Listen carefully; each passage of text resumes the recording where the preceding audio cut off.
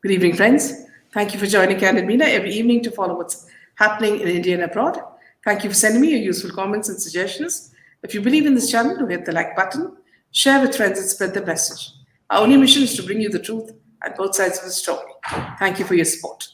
MR Venkatesh is back with us after a very long time. Welcome, MR. Namaskar. So, how are things, MR? Since you've been traveling, All I well. know that, yeah. All well and all good. So things can always be better, but it's good. Yeah. So let's go to the first piece of story, Emma. See, they've been trying desperately. I'm talking about the mainstream media and also, other Western interests in showing that the Aftab murder case, the Shraddha murder case, that Aftab, it's not a love jihad case. And we've been shouting hoarse that this is, a real example of love jihad, because not only did he kill this woman, but he was also dating 20 Hindu women on this, website, on this date website. And at every point when we start, shouting hoarsely, we hear things like he's a Parsi, from Z News, and then others say that he's a psychopath or a serial killer, So every point they were trying to divert, saying that, see, he was on drugs when he's actually a drug peddler. So many truths were being hidden, Iman. So why do you think this is all happening? So many truths being hidden and so many lies being peddled. That's the Yes. correct sentence, I would say. Now, understand, love jihad is one dimension of it. Let us first talk about this, and then we'll come to the other issues about the media. Love jihad is definitely a reality, and it is there for everybody to see. It will hit us only when our girls are going to get embroiled in it. Otherwise, it's a piece of statistics somewhere in some corner of some newspaper.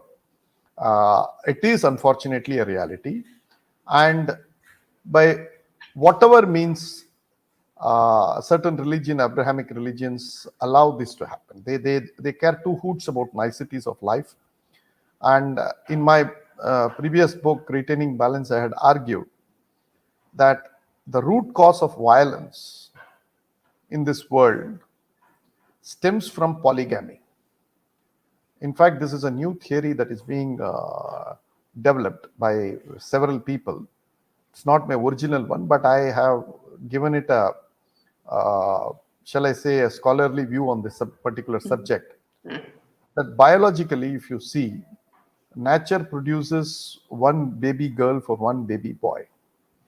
So 21 years later, there is a boy for a woman that's readily available in the marriage market. Now, if a boy takes over 4 girls, the 3 boys are left with no choice, but they have to necessarily be predators for their basic biological need. So they turn into predators. And in the process, they have to lay their hands on various other societies, the girls and women of various other societies. And if they die in the process, as Aftab himself is supposed to have said during the narco test, 72 hoods are waiting for him in the heaven. And if he succeeds, then always it is a successful case of love jihad. Either way, he is psychologically tuned to be a predator. And this is the root cause that goes about spawning enormous amount of violence across the world. Now, unless polygamy is being addressed sincerely, and this case about whether polygamy is constitutional or not, whether it is unconstitutional, whether Muslims or Christians or anybody has a fundamental right to practice polygamy, whether it infringes on their personal liberty, whether it infringes on their fundamental right, the lordships are taking such a long time. I think this is the cruelest thing to do to women, is to subject her to a polygamous marital life. I think civilization is all about virginity before marriage and chastity post-marriage. And This, unfortunately, is given a short shrift in certain religions, and they in turn encourage their boys to be predators. And unfortunately, other peaceful societies, the real peaceful civilizations, are victims of these type of shenanigans, and we have no answer to it. Let me also be very blunt. I'm good at the diagnosis, but I'm very bad at the prescription. What do I prescribe? What do I tell people? The Supreme Court is sleeping on polygamy without understanding the consequences. Here we have lordships after lordships coming and telling that adultery for a woman should not be turned into criminal. It should not be taken as a criminal. I accept that. But at the same time, the lordship need not come about and say that if a woman is adulterous, practices adultery, so be it. I don't think so. A society, a country, a nation can be built on immoral citizens. We can't allow this to happen. So, yeah. Emma, let me just interrupt you, because see, what you're saying is totally different from what love jihad is all about. Because love So love, jihad, you'll go to that. no, love jihad is a Yeah. byproduct of this because they know for a fact that they won't get a girl from their own community. You turn into predators.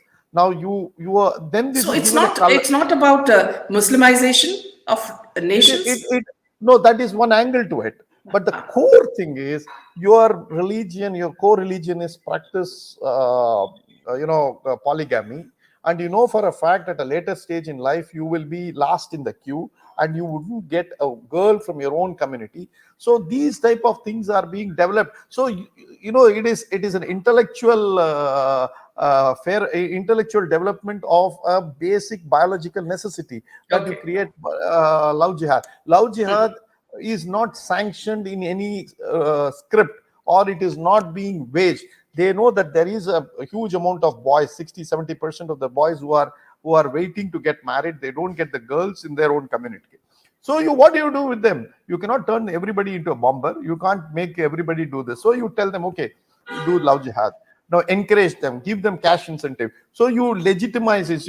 A theory is converted into practice by such shall I say legitimization through acceptance, through cash payments, through But then why does it lead to death? Now why does it lead to death is because if they want to only marry. Now that is a very interesting question, because these guys don't have any affinity with these girls. They are just posing as if they are in love. They pose as if they are going to set up a family, and poor young Hindu girls fall for this. Somewhere down the line, I would also say that there is a enormous amount of shall I say a gap in the Hindu boys' upbringing. We are trained to be studious. We are trained to concentrate on your profession, and many young boys don't know how to deal with the girls of the same age. So this what shall Romantic I say? aura. Romantic aura, the first blush when the girls also meet at that age, the hormones work overtime, and that's how that's where the whole problem starts. So all these are neat package. You cannot cherry pick love jihad and say that look, love jihad is only this much and it is being done only for this. So and you see, love jihad is happening rampantly. And in Kerala, it has been happening for 10-15 years. Yes, and now it originated from Kerala. In Kerala. And then went on to Tamil Nadu, and from there it has migrated to the rest of the country. Now that the north, it has become a rampant issue. The northerners are waking up to this horrific thing. And whatever happens in south of Vindhyas, the North Indian parties, including the BJP, believe it is happening in Malaysia or in Indonesia. They don't think that it is happening in India. So there is a disconnect in the political thought process also. But be that as it may, to answer your question, that there is this love jihad is not that I should marry you and continue to raise a family. It is only limited to a biological requirement being met at a particular point in time, after which I may not need you at Need all, or you. need you. And once that is done, then I can say talaq, I can say convert, I can say you do this, I can say I can even kill you and chop you to 35 pieces. So that I would say that somewhere down the line there is a conspectus of facts that some Hindu boys are, we train them to be very, we ask them to be studious, and the girls, when they go to the college or when they go out for the first time in their life and they are independent, we feel they are not able to communicate properly. The Hindu boys are not able to communicate. It may not be a universal truth. It may be that one shortage of it, like we have to also address. And then the Muslim boys are being trained right from day one that, look, if you don't do this, you won't get girls in the Muslim community because of polygamy. So you must be always be on the prowl. And this makes them an predator right from the age of 13, 15 or 16. So these are all sociological issues. Then there is, of course, the grand design of this jihad being fought at various levels, that love jihad being a subset of a larger jihad. That is also there. So unless we see all these as a package and do not identify it as one sort, this is a war waged against only Hindu girls between, say, 18 and 22, or unmarried Hindu girls, I wouldn't accept it. This is being trained even on Christian girls. This is being trained on every other religion. So we need to look at it from a very broad perspective. And the core issue in my submission would be that it is polygamy which drives this. Yeah. So earlier I had mentioned about an incident where, one of the carpenters, from the Muslim community, was called to by a middle class family to do some furniture. Now he was working, and somehow the wife, in the house got angry with him for something, and she shouted at him. Immediately, what he did was he killed her with whatever knife he had. That she was dead. So Karthik is asking, Meenaji, the day before you said about carpenter who chopped the client for doing the work slowly, can you ask sir about it? He was also one of the peacefuls. See, this is the biggest challenge that we are facing as a society today. The Muslims are close to 200 million numbers, probably much more than what they have in Pakistan. And we host the highest number of Muslims, probably next to Indonesia as a country. Now, not all of them are bad or have this evil thought. And all of them are not ready with a knife to chop you off. Otherwise, we would be having bloodbath on a daily basis. But a significant number of them, even 5% of them, if they become radicalized, it means that we are talking about 200 million into 5%. We're talking about somewhere around 10 million people, a crore of people who are fanatics. That's a huge number.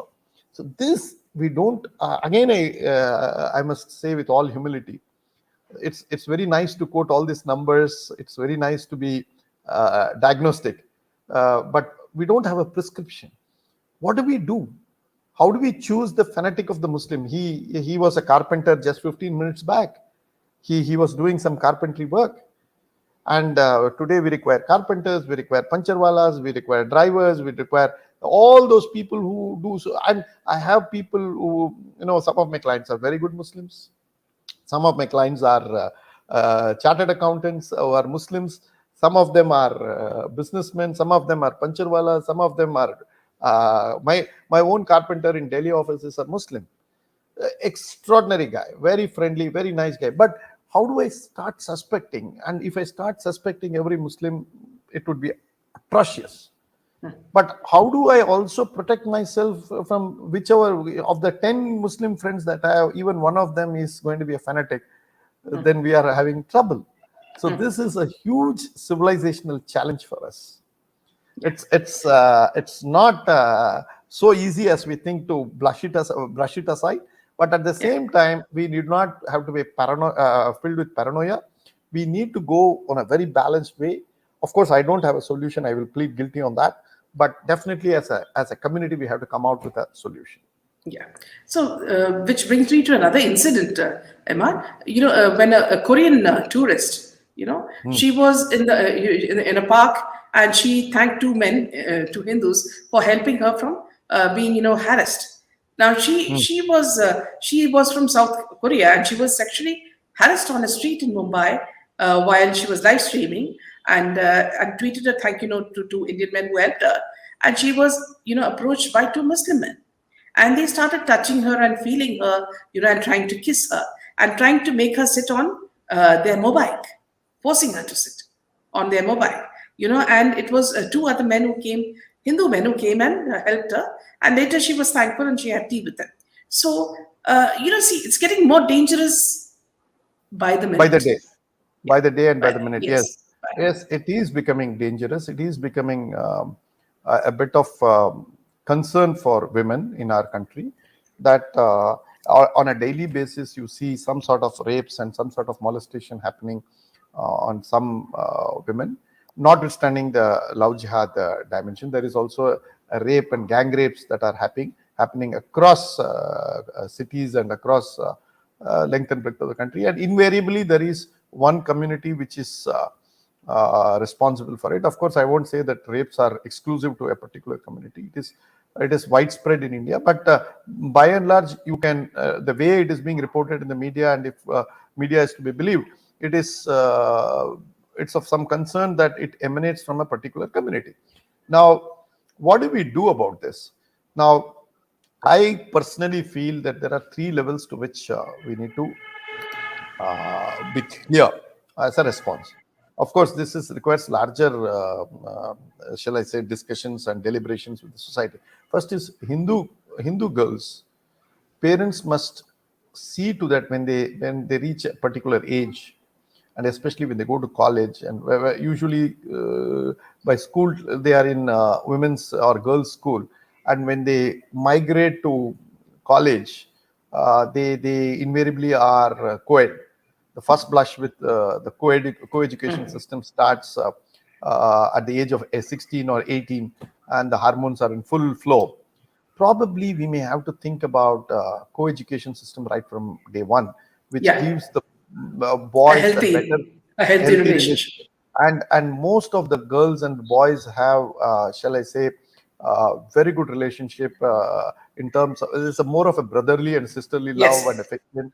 And as they grow across, they each one understands the other's need, and they are empathetic to the whole process as they grow up. So I think probably an education system must move away from unisex schools to probably co-education schools. This is, of course, I would put it in the hands of educationists to think about. This is point one at a very macro level. Point two is, of course, the parents must warn their girls, and there is no shame or nothing wrong in encouraging the girls to come out and tell them that what is happening, and keep a keen eye. Mothers do it very brilliantly. Mothers have a natural knack of it. We fathers don't have it. Mothers can smell it from a distance. But I'm really surprised. Yesterday I was reading some news item that a girl who was supposed to be studying in Dehradun was caught in a car with a Muslim boyfriend in Noida, and her parents wouldn't know about it. Now, a girl has traveled 250 kilometers away from the college, and the parents don't know about it. Reflects also on the college, reflects also on the parents. Now, the parents have to be alert. There is no other way. It is this love jihad or whatever it is being carried out in a systematic fashion. You may say, you may not agree, you may disagree with me on my theory on polygamy, but it is at your doorstep. Now, whatever be the cost may be the cost, but it is at your doorstep. Now, this has to be fought, and you have to be alert. And in this war, there is nobody to protect your girl or your girl child. You as a parent have got a very sincere responsibility towards your child. And if you're I care two hoots types, you are a liberal, then I'm sorry, my prescription is not for you. But if you are really keen that you should take care of your child, the onus is on you, not on anybody else. The third thing, I have seen this happening quite a bit, which I would say the average Indian male is responsible. That if he sees some mischief happening to a girl, especially the school-going, college-going girl. The average Indian male who is around 30, 40, who is office-going types and who has the moral authority doesn't bother about it. In fact, we indulge in gossip about the whole thing instead of realizing that there is a girl who is being predated upon, and we need to interfere. That social responsibility is not inculcated. We feel that as a society we are absolutely atomized. We don't have to care Here, about our. Huh. yeah, Emma, I just say make a small point. That's because of fear, because these people come like, crows to attack you No, the moment, no, their that, that, community. that, that is Yeah, what it is. See, it may not be that way also. If really some people start making a noise yeah, about it, making it up, yeah. if you fear and think that you will be overwhelmed, you are overwhelmed, you are gone. The only way, and you don't have to make it, and it would have been happening some 50 years back, Yeah. that people would have interfered, people would have personally taken the girl and said to the parents, look, this is what is happening, and please take care of your girl child in a very civilized, but they would interfere. But today, in the name of privacy, in the name of sophistication, in the name of city life, in the name of absolutely not caring about anybody, anything that's happening around you, what could happen to your neighbor could happen to you. So you have to be absolutely be on the toes to deal with this subject, and there is no shame, because if there is going to be something which is happening to your neighbor's daughter or your distant relative's daughter, and you have been witness to that, it is your duty, without embarking on salacious gossip, to interfere and to see that this is settled amicably. Probably the girl requires some counseling. Probably the girl is craving for something which the parents are unable to give at that age. And this is communication. And this, I think, and after which, if she makes a valid choice, and there are interfaith couples, let me be very honest about it, that all interfaith marriages don't end up in love jihad. Let us be also, let us not unnecessarily blame things. And all intra-faith don't end up in absolute, success either. So there will be problems in arranged marriage. There will be problem in love marriages. The marriage is a huge game of roll of dice. It goes one way or Okay. the other. Yeah, yeah. And I Yeah. understood all that. Now, let me ask you, you're also a lawyer. Now, see, my next question is, see, as society changes, I'm glad you newer remind me that I'm a problems, lawyer. Yeah. as newer problems come, we are facing newer problems, newer, threats. And love jihad is the latest threat that we are facing. Now, don't you think that, see, new laws should be also put in place where the punishment is really strict and where people get frightened, to cut a woman into 32 pieces? No, that you don't require any law. Your murder section 302 IPC will take care. Okay. The problem in our countries is not law or stronger law. I always say laws are not filter coffee. You don't want, you can have strong filter coffee and light filter coffee. You don't want a strong law. You want a strong administration of the law. Now you must understand that Shraddha case is not an exception. It must be one of the several cases that has happened. Now this girl was missing for 6 months, and she has broken all her relationship with her parents. Why is it that the parents did not, or somebody did not follow up and find out? Supposing you and I go missing, No, no, madam. no. Yeah, yeah, Emma, No, let no, me just, let no, me. no. There will They be were somebody living will be. anonymously. There was no address. No, Her phone was taken. no. That is what I'm saying. Yeah. This, how could somebody in this modern age be anonymous? You have a phone, you have a Facebook, you have a If you're Twitter, locked you in have. the room, Now that's, even then I'm telling you. Now even then, that is what I'm saying.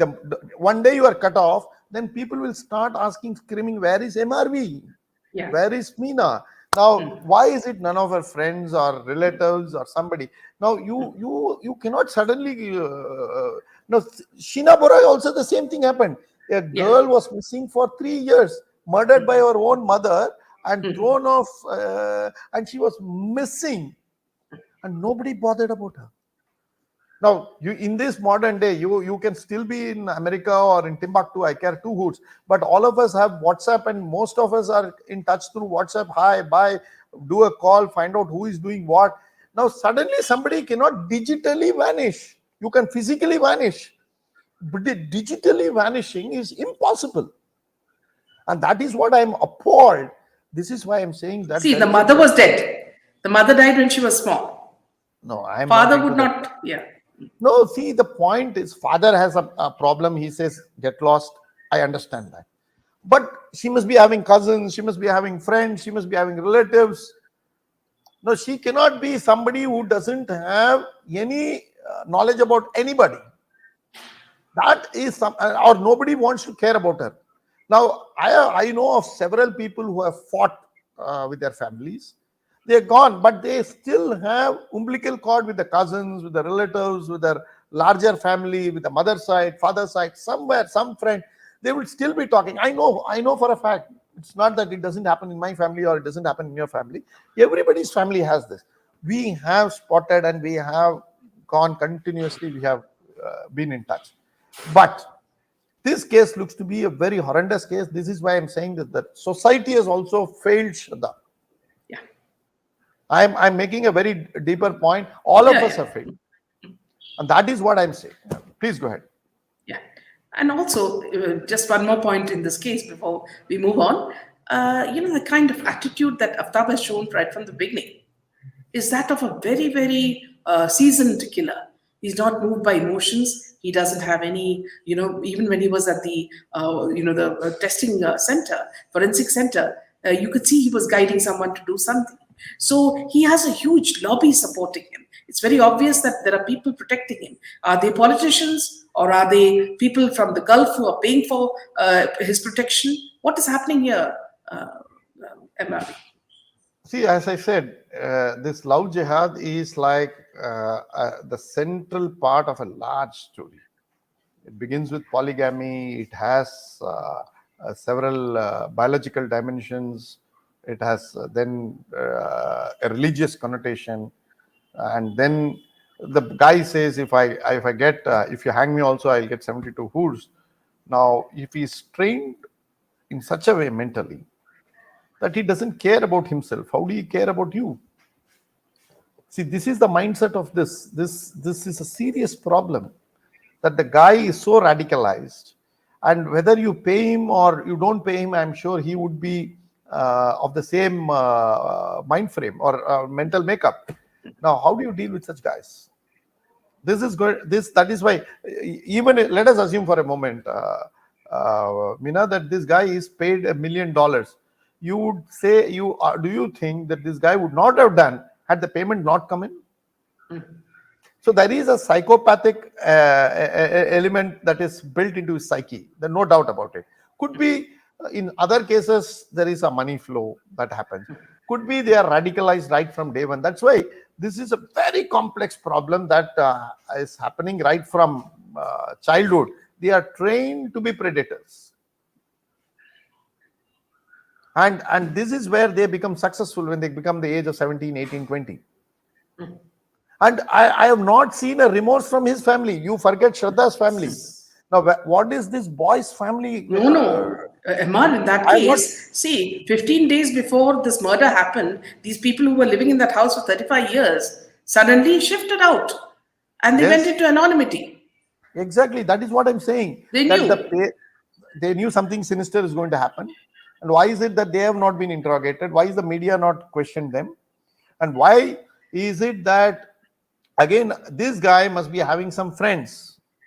This guy should have also introduced his girlfriend, Shraddha, to several of his friends. Why is it that they have not asked this guy, where is your girlfriend and why are you moving with this girl today? Yesterday you were moving with Shraddha. Obviously, if I'm going to find some of my friends doing this at that age, I would have been very, very suspicious. I would have said, what is this nonsense happening with this guy? He can't be changing his girlfriend like I changed my t-shirt, right? There's something sinister about it. And I think somewhere down the line, his friends were also privy to what this guy was going to do. Yeah. So that's why I said this family I can understand Shraddha's father, uninterested, disinterested. Okay, there could be some other problem. But there is a family which has been on the prowl. Could be. I'm not accusing them. But that dimension needs to be explored. See, also, he brought in a psychologist, a girlfriend, who had absolutely no inkling of what was happening. And he was giving her gifts like perfumes and, some rings and all that. And she was happy with that. So it shows that, women, as you said, they are in an age when they want to be wooed and they need to be showered with gifts and told that they are, very beautiful for them to, have this sort of thing. Now, Meena, moving to another thing, Meena, MR, Meena, in Meena, Meena, Kerala, yeah, Meena, let me tell you, yes, there is a social pressure on the girls to have a boyfriend at the earliest. And if they don't have, they are questioned about their, womanhood or femininity or whatever it is. I'm sorry if the language is a bit peer crass, pressure, but yeah, yeah, peer pressure is the right word that is put on them. That if you don't have a boyfriend at that age, then the next question: are you sexually straight? yes, Are you in relationship with the same sex? yes, Now, I can't understand why somebody should be at the age of 17 or 16 or even lower yeah, determine their partner lifelong when they don't know what is the clothes that they have to wear for the evening party. yeah, They can definitely, there is some serious problem in the society. Understand that. yes, And the girls are, and you see any movie, you see any Tamil movie that the hero has got a license to woo a girl, come what may, and at the end of, probably before interval, he gets it. Okay, so this gives a license to every roadside Romeo to think that every girl is waiting to be wooed, and every girl thinks that if I'm not wooed, then there is something wrong in me, and if I am wooed, let me yield to it at the earliest, lest there is going to be a social pressure on me. So, or as you said, peer pressure. So this is something benumbing me, and I think the larger society has to come out with the problem. Serials, movies, this serials in TV, OTT platform, all these are with such crass, catering to this crass messages, yes, messages, and keeping the young girl of 21 psychologically vulnerable as the center of all this nonsense that's going down. And So, I MR, feel sorry we don't have an yeah, answer to this. yeah. So, MR, so is it right for the Kerala government to ban not allow a movie like the Kerala story to come out? See, whatever Kerala government does by reflex, I know it is nonsense. Kerala government is the most idiotic government that you will ever have, especially with this thug called Pinarayi Vijayan. And I take full responsibility for my statement. Meena, you don't have to get apologetic about it. Okay, this thug is of the Agmark certified thug, and this man has no sensibilities. And today, Kerala is a place where it's on a tinder box. It's a heavy dose of Molotov cocktail waiting to explode. Now, what is happening? What is happening is that by not allowing a problem to be discussed, now, and these rascals are the people who come and talk about freedom of expression, artistic freedom. And when you take a movie on Kashmir Files or when you take a movie on Love Jihad, these guys with their tail tucked very firmly between their legs run away.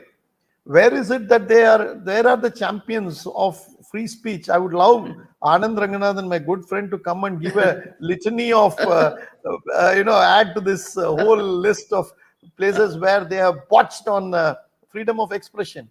Where is the freedom of expression? Now, this is what the communists are very good. That they will first play the game and then make the rules. Okay, so I have no doubt that Pinarayi Vijayan has let down the constitutional morality, which is freedom of expression, especially artistic expression. And this must have been allowed to be screened. And why the hell they have not allowed to be screened? And why is central government not? I think there is also a hand of central government in not giving the.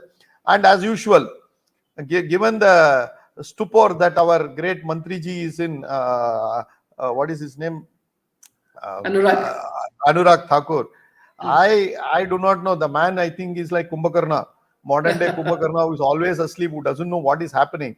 So this non-issuance of the censor board certificate is alarming to such a big national cause. I think. Yeah, because even the movie on Mopla massacre, has not been allowed through censors.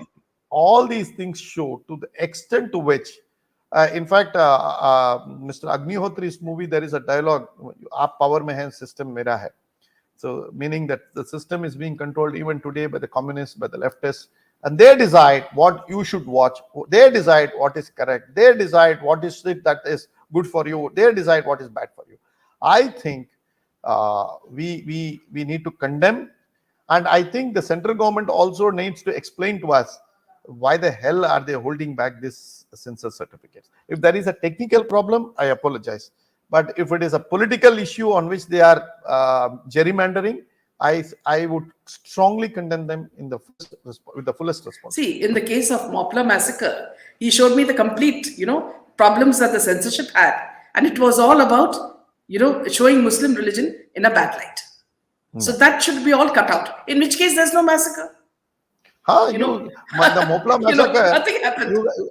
It is like this. A student went prepared for an essay on cow. Okay. Then the next day question paper was on a meadow, a vast land. So he wrote everything about the cow, and then he said, let us assume that this was tied to a pole in a meadow. And he finished the essay.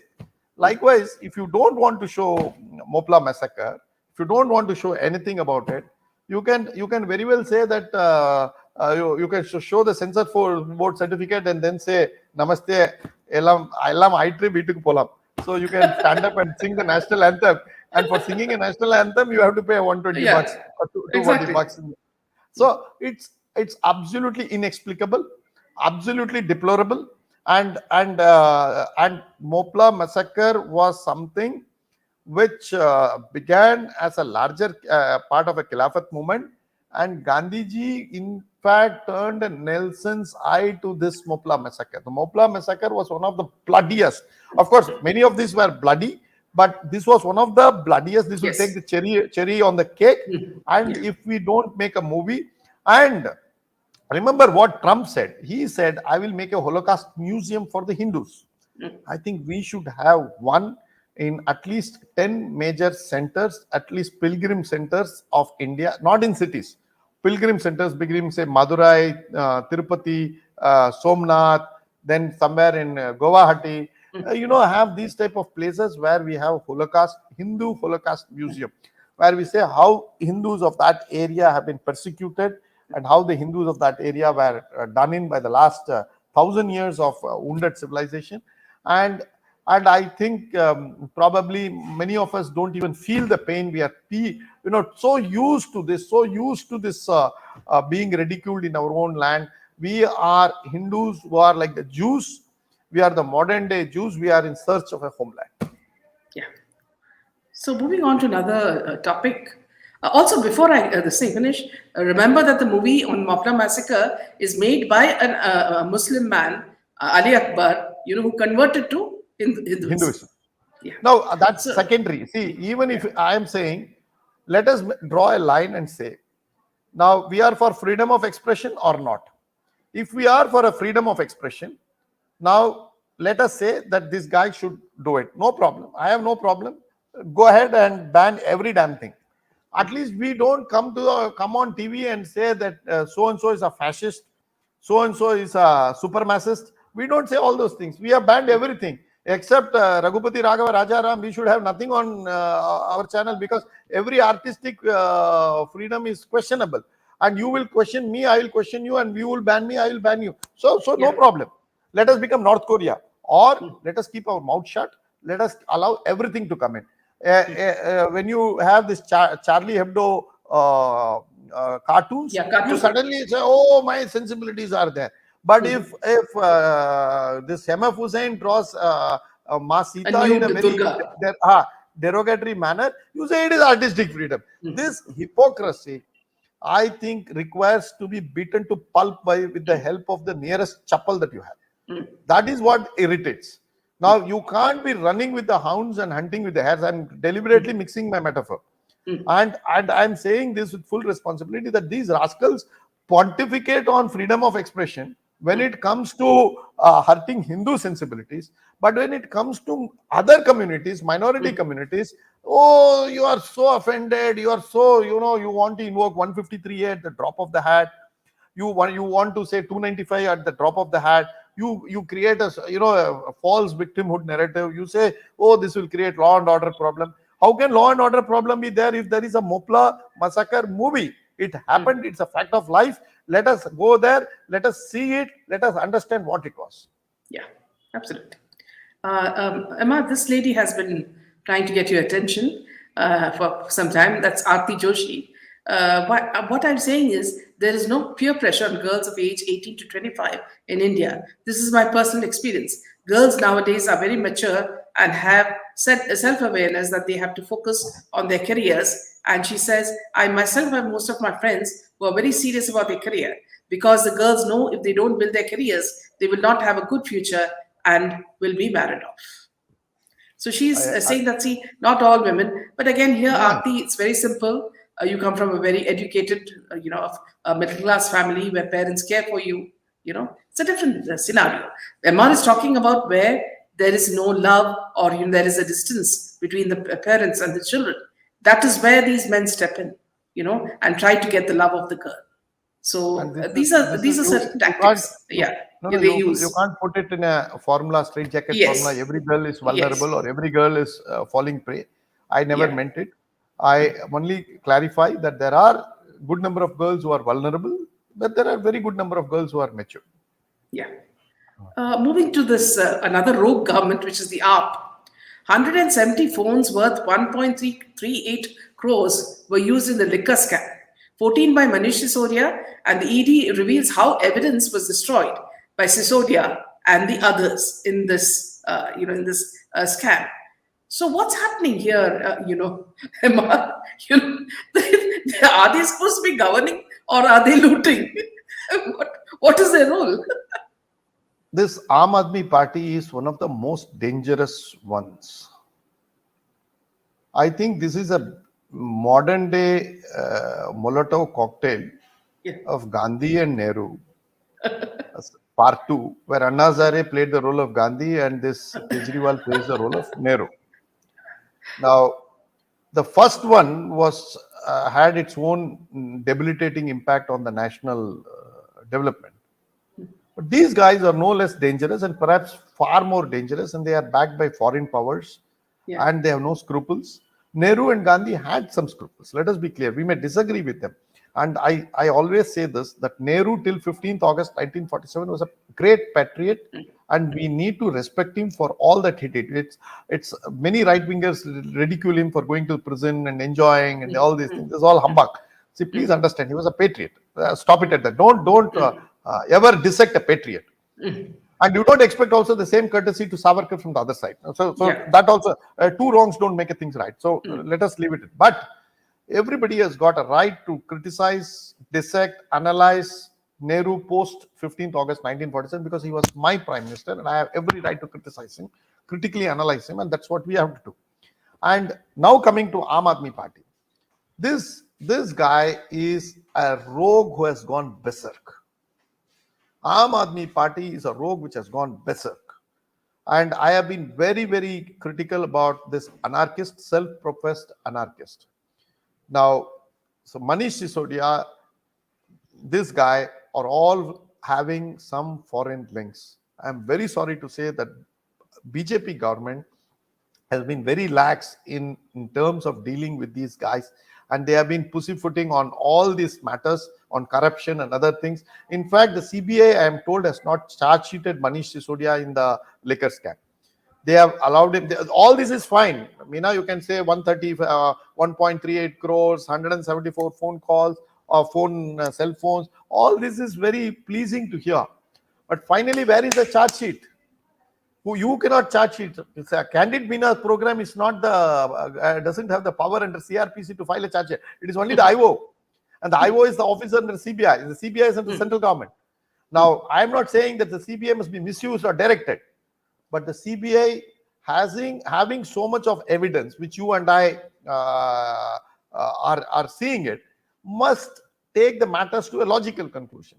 Yeah.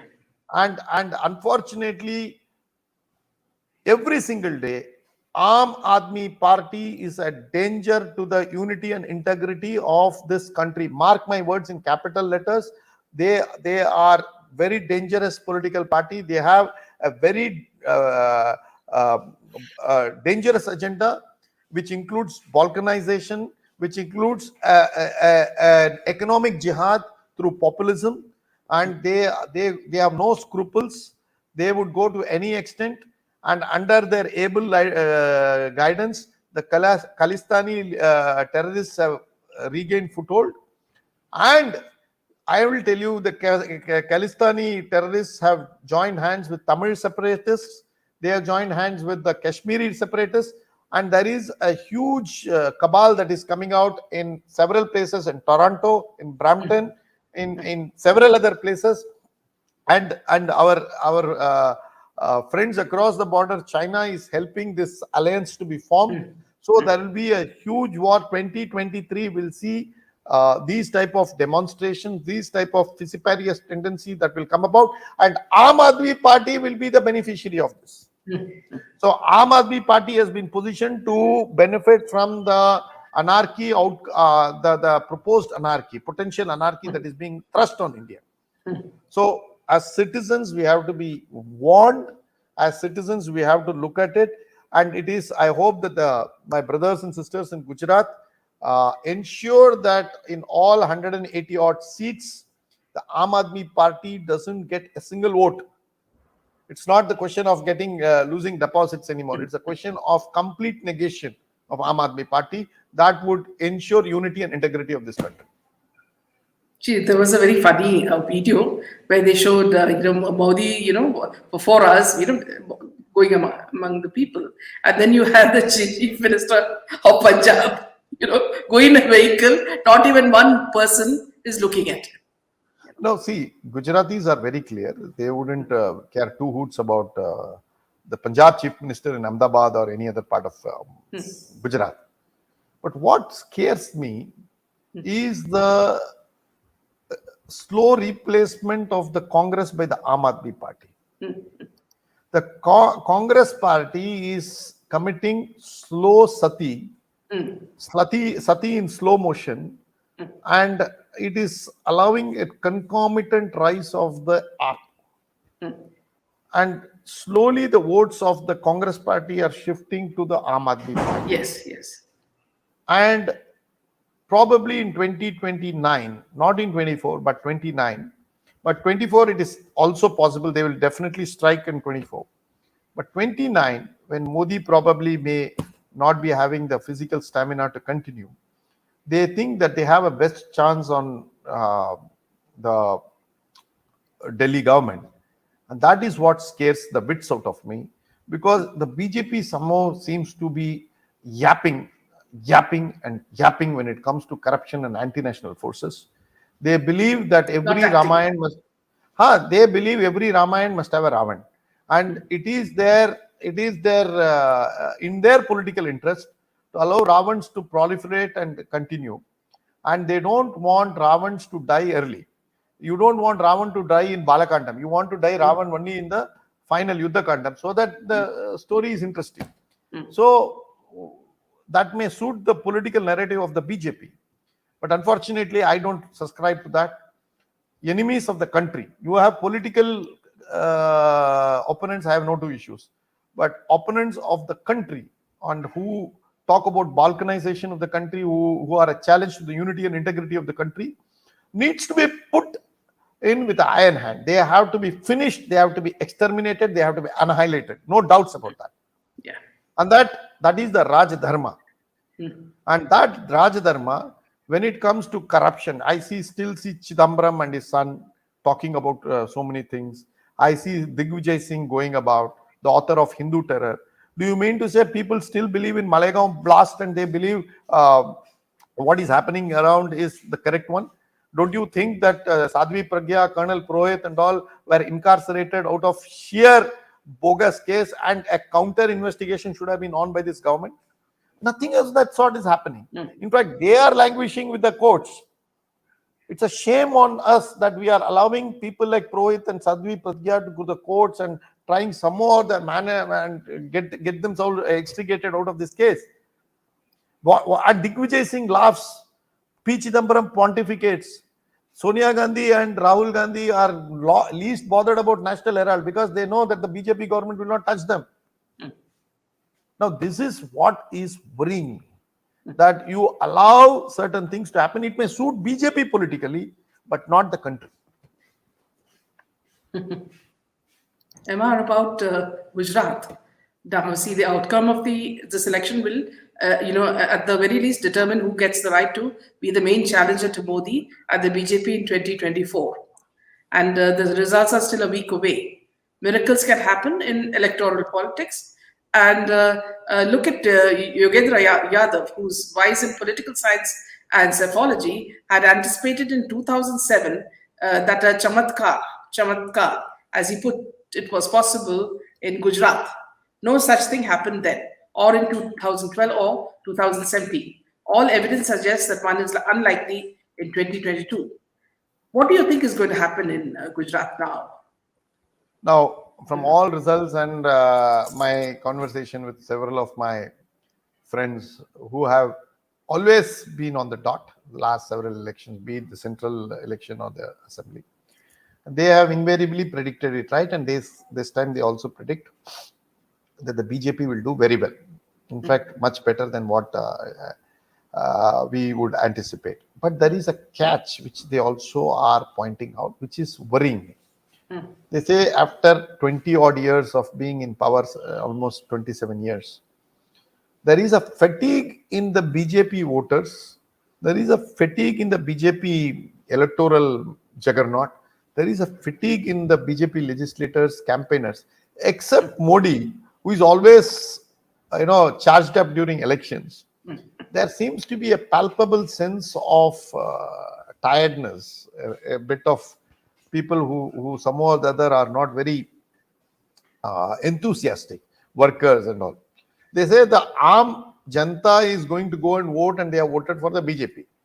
But this fatigue syndrome is also what is being pointed out, which I think the BJP may well need to address it before 2024 elections, because Modi sweeping 26 seats out of 26 in his home state is a very important one for the campaign of 2024.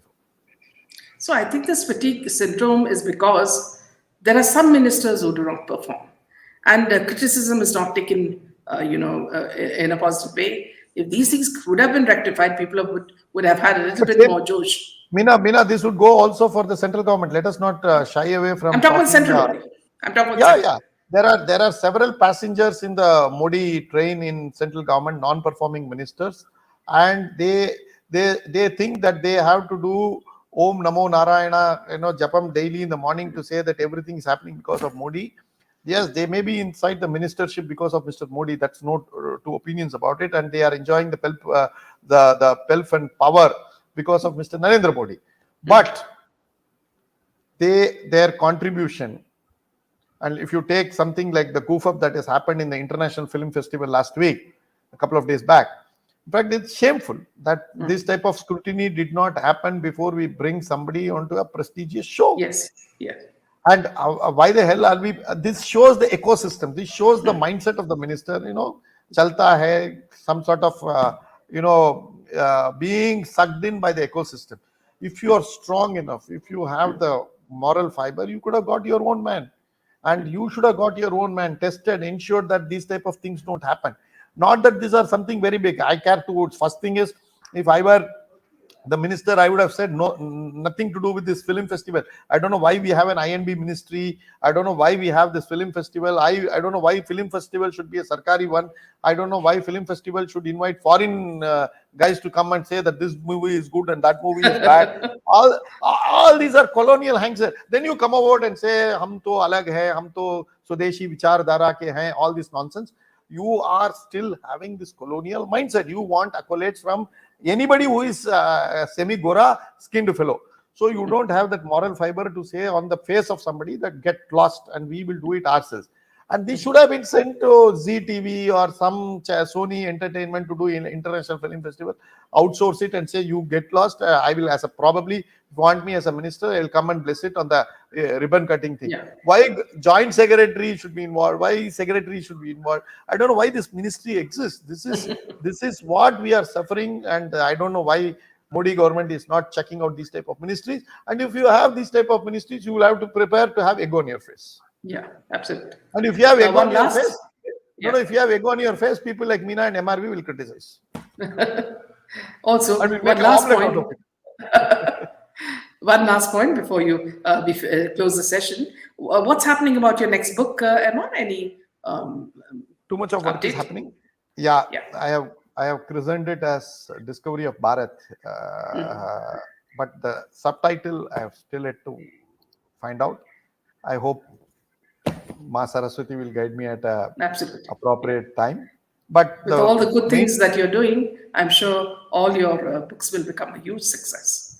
I'm writing this book on the sincere belief that the next 25 years will coincide with the centenary of our independence.